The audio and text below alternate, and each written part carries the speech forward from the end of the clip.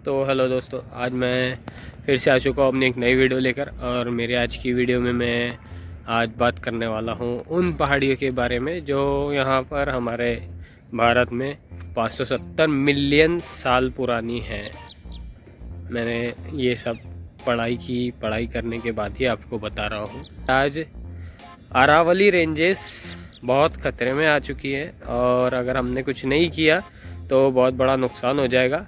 तो आज मैं आपको बताऊंगा कि अरावली क्या करता है, अब तक क्या किया है और अरावली ख़त्म होने के बाद क्या हो सकता है।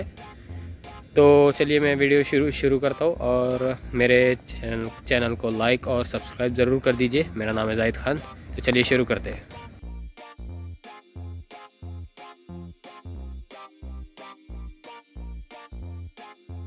अरावली का जो लोकेशन है वो साउथ वेस्ट से नॉर्थ ईस्ट इंडिया में है। और अरावली ये गुजरात के हिम्मतनगर से शुरू होता है, उसके बाद राजस्थान हरियाणा से होते हुए दिल्ली एनसीआर तक जाता है। तो इसकी वजह से अगर अरावली ख़त्म हो गया तो कुछ बड़े नुकसानात हो गए, उसके बारे में मैं आपको आगे बताता हूँ वीडियो में। तो अरावली का एक बड़ा हिस्सा जो है वो राजस्थान में है और अरावली की टोटल लेंथ मतलब वो कितना बड़ा है, 690 किलोमीटर। कोई छोटी बात नहीं होती है 690 किलोमीटर। और ये 100 मीटर से कम की पहाड़ियाँ अरावली नहीं मानी जाएगी। तो ये पढ़ाई करने के बाद, रिसर्च करने के बाद मैं आपको बताता हूँ कि जो मैंने देखा तो 100 मीटर से कम की पहाड़ियों में अरावली का टोटल 80 से 90% हिस्सा आ जाता है। बच ही क्या रहा है उसमें, बस एक वो इसका अरावली का हाईएस्ट पीक बच रहा है जो गुरु शिखर है। और गुरु शिखर की टोटल हाइट जो है वो है 1722 मीटर, यानी कि 5650 कुछ फीट होता है। सिर्फ वही बचेगा और उसके अलावा क्या बच रहा है अरावली में। फिर अरावली के अंदर बहुत सारे रिलीजन्स के लोग बसते हैं, जैसे हिंदू, मुस्लिम, जैन और अदर रिलीजन्स भी हैं।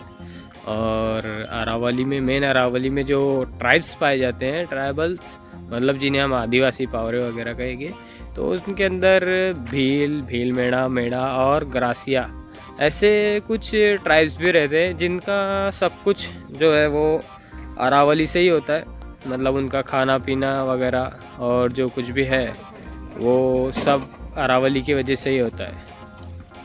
और यहाँ पर कुछ बड़े धार्मिक स्थल भी मौजूद है, जैसे खाटू श्याम जी का मंदिर और दिलवाड़ा का जैन मंदिर और ब्रह्मा मंदिर पुष्कर, ऐसी कुछ धार्मिक स्थल भी मौजूद हैं यहाँ पर। अरावली के अंदर 20 से ज़्यादा मैमल्स की स्पीसीज पाई जाती है, जिनके अंदर टाइगर्स, लेपर्ड्स, हाइना, जंगली बिल्लियाँ और नीलगाय वगैरह जैसे जानवर पाए जाते हैं। इसमें चिंकारा भी होता है, चिंकारा एक छोटा हिरन होता है।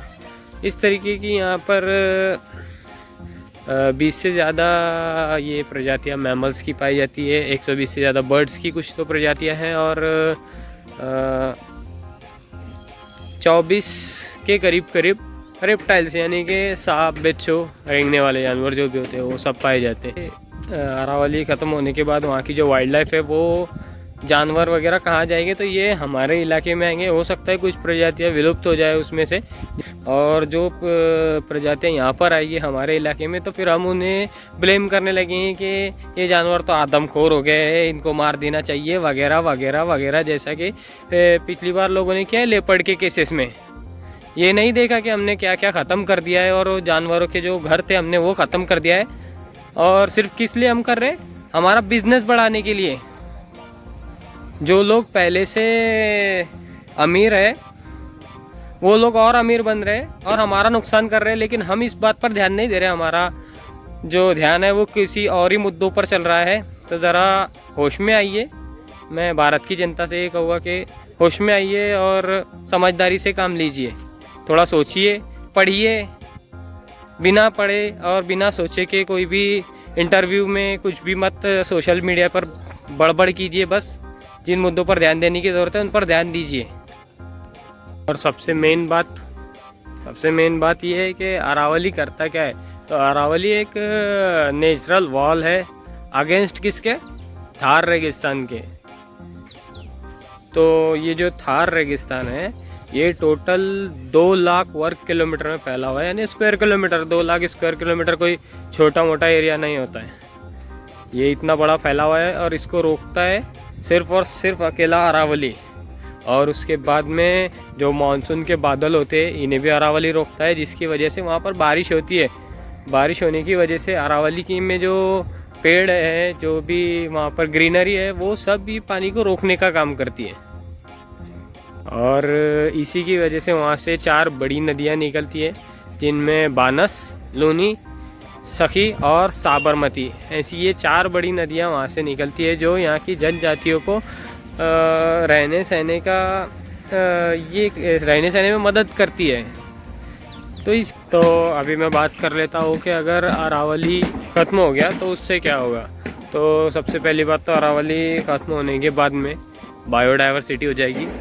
बायोडाइवर्सिटी समझते हो, मतलब किसी भी तरीके की जनजातियों में बिगाड़ पैदा होना, ये इसको बायोडाइवर्सिटी कहते हैं। बायोडाइवर्सिटी के बाद वहाँ पर क्या होगा, सॉइल इरोजन होगा। सॉइल इरोजन मतलब बारिश का जितना पानी आएगा वो सब बहकर निकल जाएगा। उसकी वजह से मिट्टी वगैरह जो है अरावली की, वो सब मिट्टियाँ इसमें नदियों में मिलेगी, पीने के पानी में मिलेगी, पानी पॉल्यूटेड हो जाएगा।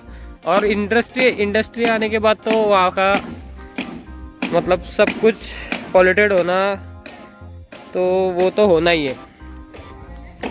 और फिर उसके बाद में जो थार का रेगिस्तान है, वो अगर अरावली ख़त्म हो गया तो वो रेगिस्तान बढ़ेगा।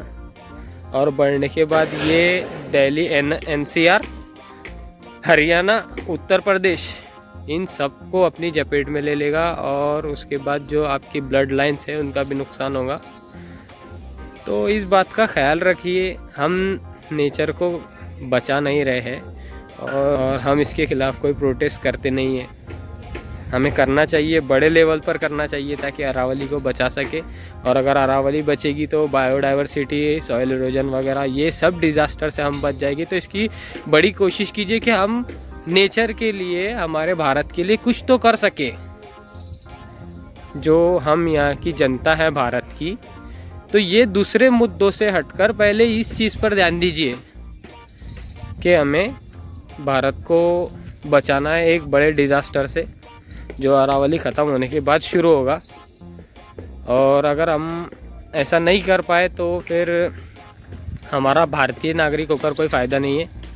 बस इतना ही मैं कहना चाहूँगा। और ये कहकर मैं अपनी बात ख़त्म करूँगा कि बस मैं इतना चाहता हूँ कि भारत की जनता से मेरी ये अपील है कि प्लीज़ अरावली को बचा लीजिए, जितना हो सके उतना प्रोटेस्ट कीजिए।